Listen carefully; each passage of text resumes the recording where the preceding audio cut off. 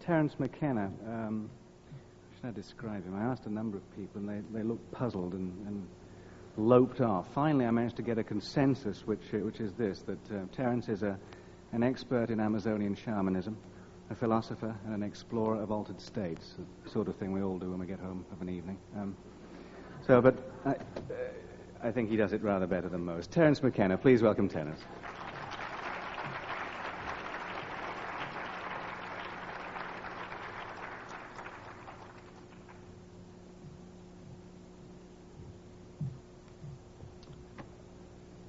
Well, I'm aware of how late in the day it is, and I know some of you must be double parked, so I'll make this as succinct as possible. This morning's discussion caused me to wonder how much we would understand about electricity if our method of studying it was to stand on the tops of high hills and wait to be struck by lightning. It seems to me that's sort of the position that we're in vis-a-vis the UFOs. We have no real theory. We have conjectures. We have fiercely defended hypotheses, but we have very little that is concrete to go on. It's almost as though the issue of the UFO were an onion, and as we peel the layers of the onion, we discover when we get to the center that there is nothing there whatsoever left. It reminds me that if you cross an onion with a UFO, what you get is a flying saucer that brings tears to your eyes. And so what I would like to do is, just based on the notes I took today, to review what the options available to us are in terms of trying to get some kind of intellectual handle on this phenomenon, and I'll move through them rather quickly. One possibility that I suppose is now out of fashion because it wasn't mentioned here today, other than what Jacques said about ball lightning and plasmas, is that the UFOs are somehow natural phenomena, perhaps piezoelectric forces that have an ability to interact with the delicate electrochemical machinery of the human nervous system to create an impression of hallucination or visitation or abduction. That's one possibility. The more serious contenders, as explanations, I think, fall into three categories. Is it us? Are we being visited? Or is there another tenant in the building that we are unaware of? And my own feeling about this tends to vacillate. I have had contact experiences. I have seen a UFO very close. I have met with entities from other dimensions, and it has not impelled me to take a strong position. I've paid very close attention when these experiences were happening to me, and there always seem to be loose ends that argue against whatever hypothesis seems currently most attractive. And though Jacques didn't mention it today, I recall in his book, The Invisible College, he stressed the absurdity that seems to attend the contact experience, that if the contactee will truly tell the unvarnished truth, then there will be elements in the story which will make the contactee look like a moron. In other words, the invalidation of the experience is an inimical part of its structure. almost as though the entities were saying, well, you may tell this story if you wish, but if you tell it truthfully, you'll be taken for a fool. Well, there's nothing wrong with being taken for a fool, except that it does seal the phenomenon rather nicely away from the very sober ladies and gentlemen who are making their careers in some branch of science. They are not interested in investigating the kinky, the anecdotal, the possibly pathological. In preparation for this conference, I reread Carl Jung's book, published in 1954, called Flying Saucers, A Modern Myth of Things Seen in the Sky. And to my mind, no one has really gone beyond Jung. He understood very clearly that saying that something is a denizen of the psychic realm no way precludes its also having efficacious force in the physical realm through the phenomenon which he called synchronicity. Some of the points which Jacques made today about the nature of the medical examinations that are reported, they are absurd. They are unnecessary to be performed at our level of technology, let alone any future, more advanced level that we might be asked to believe in. So if the UFO phenomenon is something that is coming from us, then what is it, and what is it for? And I've given a good deal of thought to this question over the years because I tend to lean toward the notion that the UFO problem, like many subtle problems, is haunted by our own naivete concerning language. If I were to randomly choose, and don't worry, I shan't, 5 of you to come up here, and each one of you would have 40 seconds to explain to the rest of us what an atom is, it would be preposterous. None of us know. I doubt there's a person in this room who can give an account of the atom that tallies with the quote-unquote orthodox description of the atom. So there is a curious fuzziness about the most mundane parts of reality when we really attempt to magnify and understand them in the clear light of consciousness. How much more ambiguity there is then, naturally, attendant upon the examination of any kind of phenomena which are rare or tend to be fringy. So it isn't a matter of achieving consensus over the UFO. We can't even achieve consensus about what constitutes a decent souffle. So this passionate desire to drag us all under the umbrella of a single explanation is, I think, missing the point. To my mind, if the UFO phenomena is something arising out of the superego of the human psychic organization, then we should ask why. What is it doing? And I don't want to sound like a public relations agent for Jacques Vallée, but to my mind, with the exception of Jung, Jacques is the only commentator on the phenomenon who has really pushed the frontier back. To my mind, in The Invisible College, when Vallée says, in looking at the effect, not asking the question, what is it, but what does it do, you very quickly see what the flying saucers are doing. What they are doing is eroding faith in science.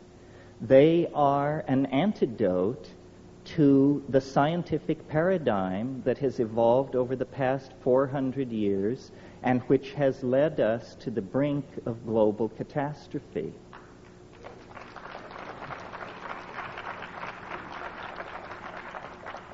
So the notion being developed here is that within the structure of the human psyche, there is something like a governor, something like a monitoring circuit, which when a society begins to evolve in a pathological or lethal direction, phenomena can be induced not by the egos of men and women, not by their institutions, but by the overmind, the collectivity of the human species. Phenomena can be induced which are so corrosive to the ideologies currently in place that their underpinnings are cut away, their validity is called into question, and their programs for social development and control are invalidated and destroyed. Now, a perfect example of this is the rise of infant Christianity. If you'll cast your mind back to the situation in the early years of the Christian era, and imagine the mentality of a Roman aristocrat, a person of power in Roman society. Their physics is drawn from democracy and atomism. In other words, they are thoroughgoing materialists. Their social theory is drawn from Epictetus and Plato. They are, in fact, extremely modern people by our own standards. However, among the gardeners and kitchen help and stable boys, there is news of a momentous event in the Middle East. A Jewish rabbi has triumphed over death and risen after 3 days in the tomb. Should the master of a Roman household have caught wind of this kind of superstitious talk among the help, he would have just dismissed it with a sneer. What a preposterous idea. And it is a preposterous idea. Nevertheless, the fact that an idea is preposterous has never held it back from making zealous converts. And within 120 years after the Annunciation of the birth of Christianity, its missionaries were beating on the gates of Rome, attempting to convert the emperor. Now I see a similar situation in the modern context, that rationalism, scientific technology, which began and came out of the scholasticism of the Middle Ages and the quite legitimate wish to glorify God through an appreciation of His natural world, turned into a kind of demonic pact, a kind of descent into the underworld, a nekeia, if you will, leading to the present cultural and political impasse that involves massive stockpiles of atomic weapons, huge propagandized populations cut off from any knowledge of their real histories, male-dominated organizations plying their message of lethal destruction and inevitable historical advance. And into this situation comes suddenly an anomaly, something which cannot be explained. I believe that that is the purpose of the UFO, to inject uncertainty into the male-dominated, paternalistic, rational, solar myth under which we are suffering.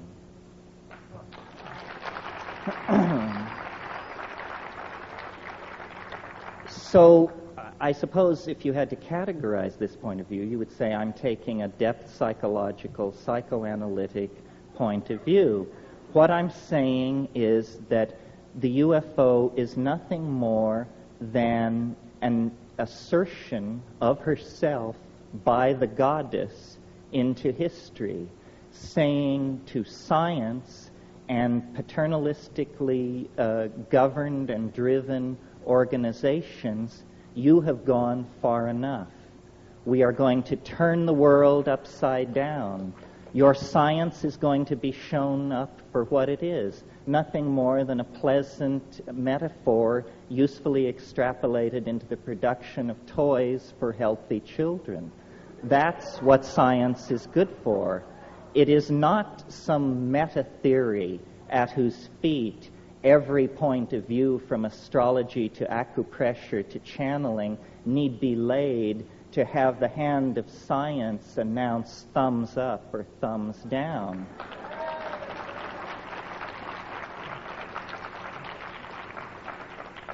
Now, there is another possibility which can be dovetailed into the first.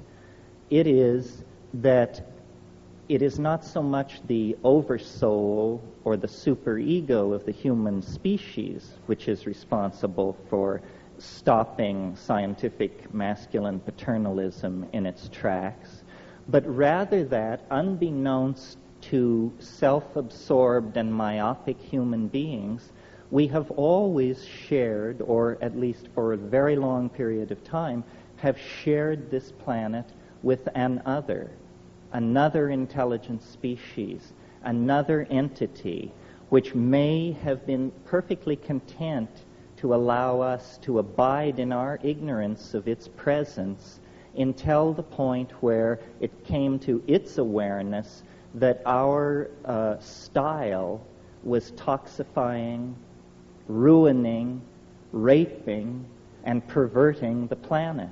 And at that point, this thing springs into action with similar end results as the previous scenario, the invocation of the superego. It's astonishing to me that in the 45 years that the UFO, are we being visited question has been kicked around, I have never seen in any UFO book or publication the suggestion made that if we believe we are being visited by organic, intelligent life forms from some other dimension or place in the galaxy, then we should very, very thoroughly examine the ecology of this planet for traces of its presence. What assurance do we have that the several million life forms that we know to exist on this planet all evolved here? Do we have any assurance? There are ways to gain that assurance by doing comparative DNA sequencing and this sort of thing. Some of you may know my own position, or one of my positions, which is that plants and fungi containing psychoactive compounds are extremely viable candidates for extraterrestrial intruders into the environment of this planet. And this is not to put down Whitley's story, which is a very interesting story, but had he prefaced his story with the comment that before it all happened he took 5 grams of mushrooms, I doubt he could have sold it to his mother. Because in the world where mushrooms and other psychedelic plants are imbibed, such stories are commonplace. It's no big deal. So I'm always amused by UFO investigators and compilers of data who will tell you, well, the first thing we did is we got rid of all the stories told by anybody who was intoxicated on anything. It seems to me that move has probably absolutely precluded any possibility of understanding what is going on.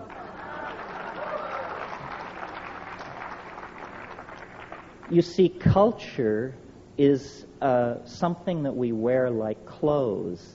And we're very much at ease with culture. Our mind is very much at ease with culture. And we gather the language of a given culture around us. Culture is the mind unperturbed. When a shaman or an ecstatic visionary goes into the wilderness and through ordeal or yogic practice or breath control or the taking of a psychoactive substance perturbs the mind, then we see what the mind is out naked, undressed from the clothing of language and convention. That's why I've made this point over and over again. There will not be a serious discussion of the origin of UFOs, or for that matter, of the nature of consciousness itself, until we leave the utterly culture-bound, provincial, and hick-like attitude that science has foisted on us about perturbing the mind. Without the use of psychedelic substances, I think solving the UFO dilemma is going to be as thankless a task as attempting to understand the nature of the universe without availing yourself of the use of a telescope. It is simply tying our hands behind our backs. Now, there is a third possibility, which is the one that is the more commonly entertained notion, which is simply that we are being observed by intelligent life forms that evolved somewhere else in the galaxy. They have quarantined our planet to keep us from being agitated by their presence, and they will eventually reveal themselves. I find this an extremely odious notion, especially the part about how much chaos there will be if the truth is ever revealed. This is nothing more than the reassertion of masculine paternalism, its right to keep secrets from the rest of us, its belief that there is a privileged all-male class of people who can be let in on what's really going on, and the rest of us, poor dears, have to be shielded from these tremendously shocking facts. I discussed this once with an entity, and it said to me, well, you know, we've disguised ourselves as an extraterrestrial invasion so as to not alarm people with what's really going on. We're getting close to the end, folks. There is a fourth possibility, which I mention only in the interests of thoroughness, which is that these entities and their vehicles are not spacecraft at all, but are in some sense time craft, and that we may be the tremendous sense of empathy with these quite physically unusual beings may arise out of the fact that we're looking into the faces of our great-great-great-grandchildren, who may be emanating back through time, carrying the message, a message about some sort of future event or situation that lies many centuries downstream from us, but that is of such import that from that point, agents are moving backward and possibly forward through time, spreading the news of some kind of mode shift. This doesn't seem to me to be impossible. However, based on my own experience, which is what I think this thing really comes down to, because what we have in the UFO issue is an official position supported by scientists, whether they be Neanderthal right-wingers or doctrinaire Marxists or whatever, a conspiracy of consensus against the personal experiences of individual human beings who are told, well, what you're saying happened to you can't have happened. You are insane, you are mentally ill, you are mistaken. So what we really have here is a political issue. Which do you believe? Your perceptions, memories, and expectations aided by your intellect, or some kind of utterly abstract, official, doctrinaire, sexist philosophy laid on from above? So I think really what the saucers do, if you accept their presence, is they empower us. They empower us to see science for the shell game that it is, to see the past 400 years of Western culture for the pathetic narrowing of the spectrum of allowable phenomena that it is, to the point where people think that if you can't bang on something with a hammer, it isn't real, which to me is just wild talk. I can't even imagine where that kind of thing is coming from. So I think, and I'll just leave you with this final thought, that in lieu of the repression, and it is a repression throughout this century, of legitimately available ways of exploring the modalities of consciousness, and by that I mean psychoactive compounds, the repression of those compounds and their use by science has created a neurotic energy dynamic in the mass psyche, and the mass psyche has begun to hallucinate because the destiny of human beings is to live in the imagination in the hands of the goddess. And wherever that thrust is impeded, psychopathy will result. There will be neurosis, there will be psychic epidemic, there will be confusion. So I believe that until we form a resolution to conduct an unfettered and mature exploration of the human psychology using all the tools available to us, that the skies of Earth will continue to be haunted by flying saucers. They will continue to be haunted by flying saucers and their denizens because they are symbols of our infantilism, of our sense of loss, of our incompleteness. And we can heal that breach by simply recognizing that the true mystery lies within us. The true mystery is in the mind, and its historical promise is the transformation of our society through the abandonment of reason as it has been narrowly defined by this extremely solar, masculine, paternalistic, materialistic legacy that we are the victims of. Well, I could talk for a long time, but I think that's it in a nutshell. Thank you. Thank you.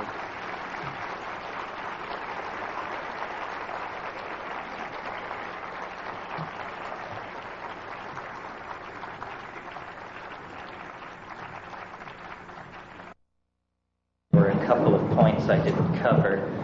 Before I get into that, though, I would like to thank and call attention to the magnificent accomplishment of Elise Agar and the Omega Foundation.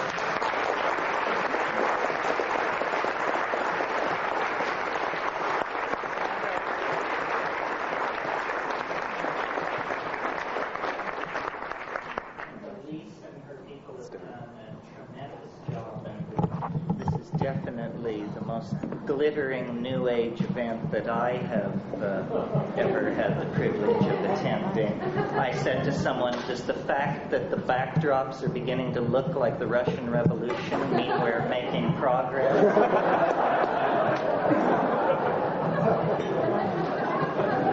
Can you all hear me?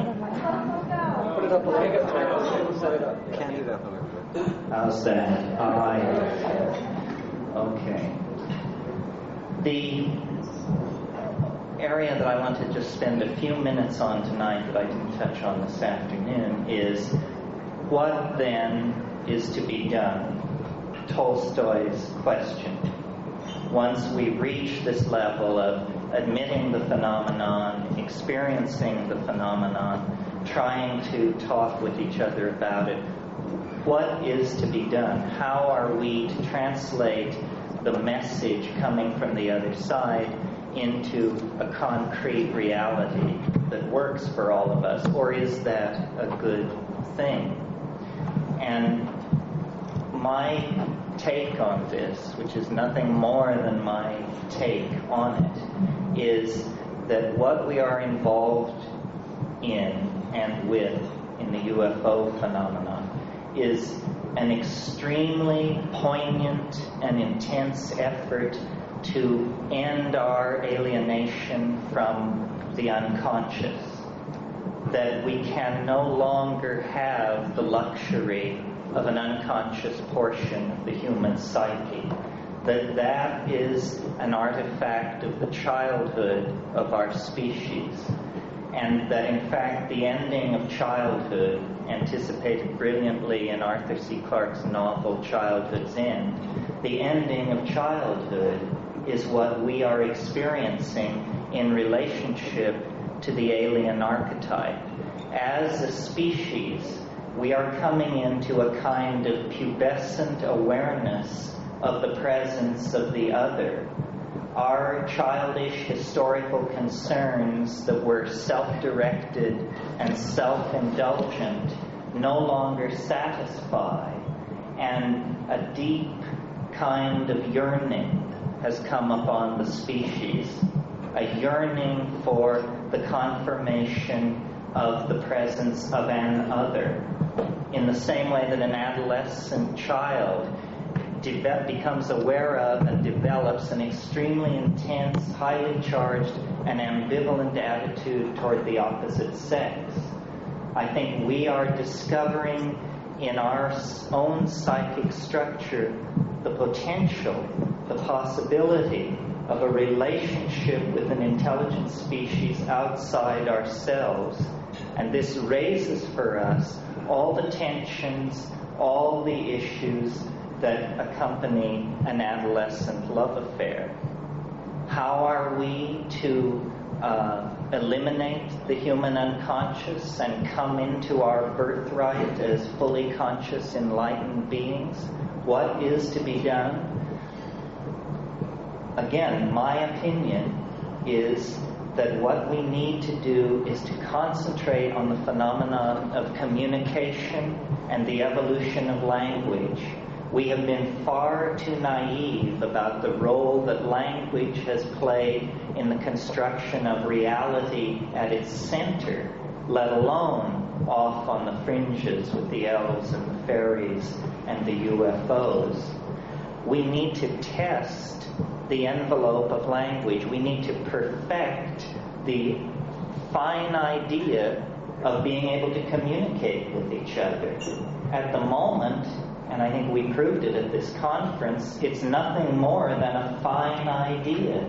I felt before I came to this meeting that we would all sit down in a room and make great progress in about an hour toward understanding the phenomenon.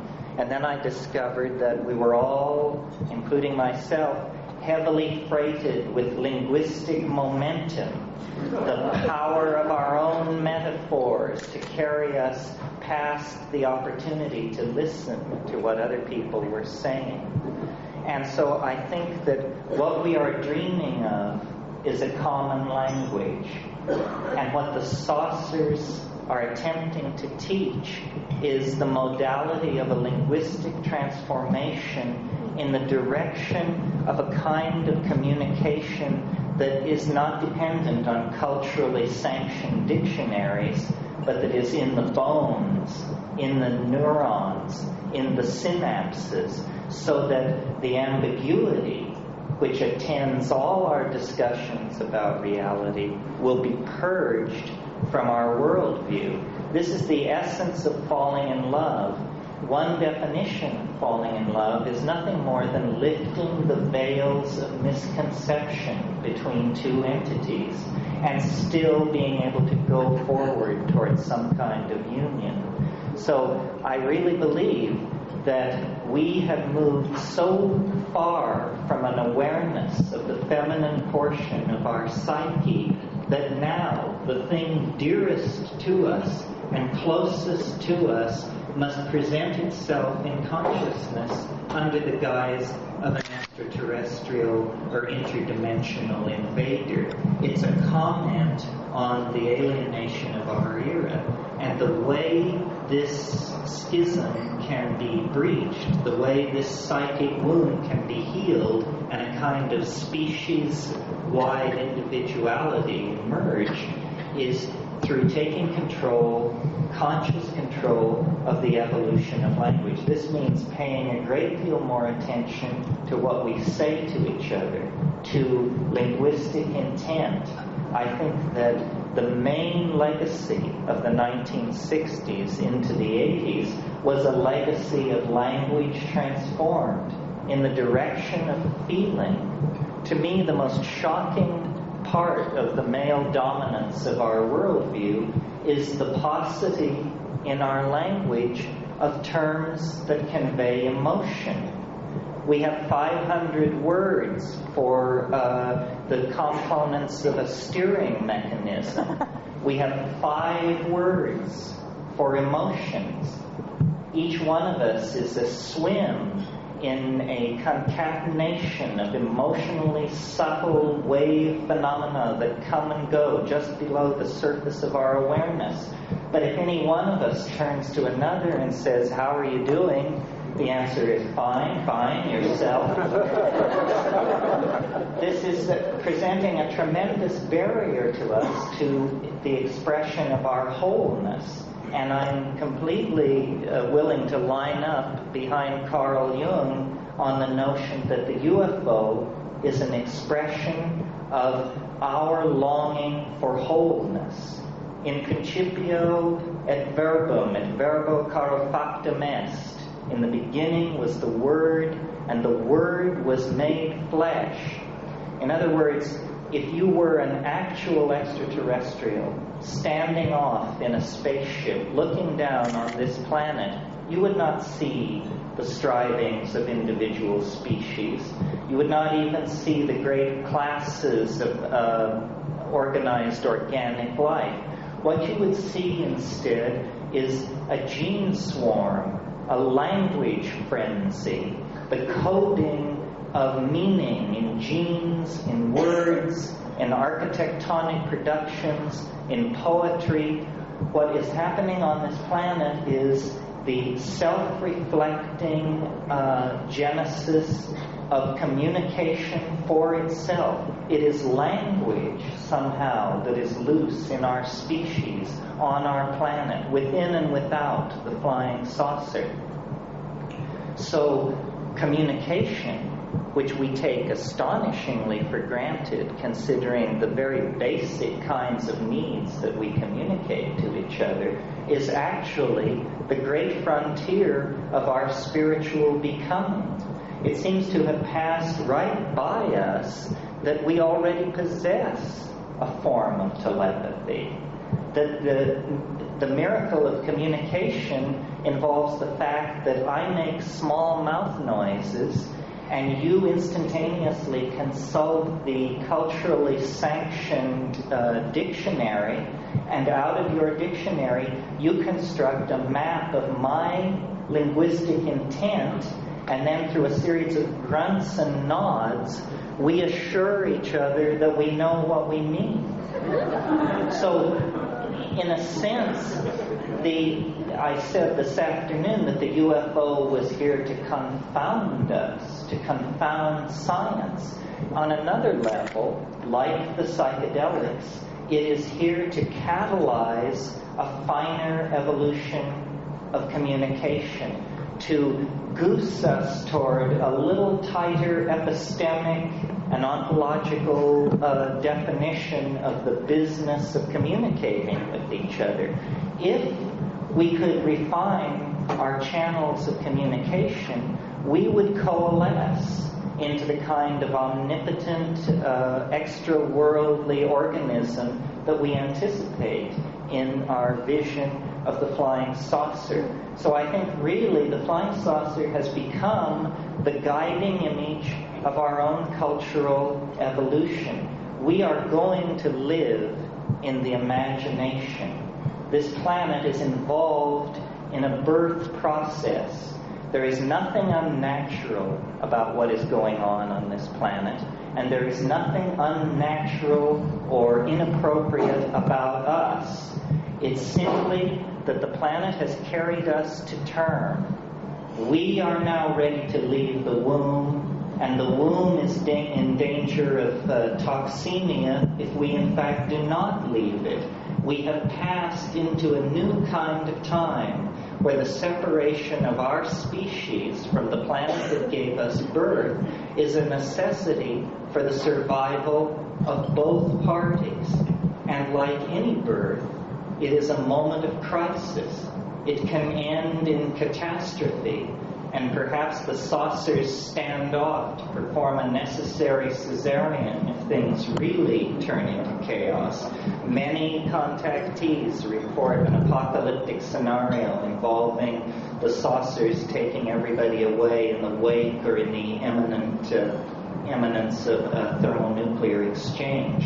However, the mature way, the self-reflective way, the dignified way out of this cultural impasse, out of this global standoff, is for us to take seriously, on a personal level, the possibility of evolving our communications with each other so that we actually become the loving family of the goddess, the planetary organism that we all feel ahead of us in the future, casting an enormous shadow back over the historical landscape. Eventually, and when is up to us, it will no longer be a higher dimensional object throwing a shadow into the flat dimensions of history. It will be instead a transcendental object made manifest. We are, in fact, on the brink of great changes. Yes, the UFO phenomenon has been around for hundreds of thousands of years, possibly, but nevertheless, it is somehow spun into the fate of our species, and the overwhelming image of self-transcendent flight, of return to a mandalic unity that transcends space and time, is the guiding archetype of our peregrination through history. So I believe that the UFO waits at the end of time in the same way that the individuated personality waits at the end of the ontological development of the individual. And if we act in good conscience and with great faith in each other, we can in fact realize the hope of the Irish prayer, which says, "May you be alive at the end of the world." Thank you.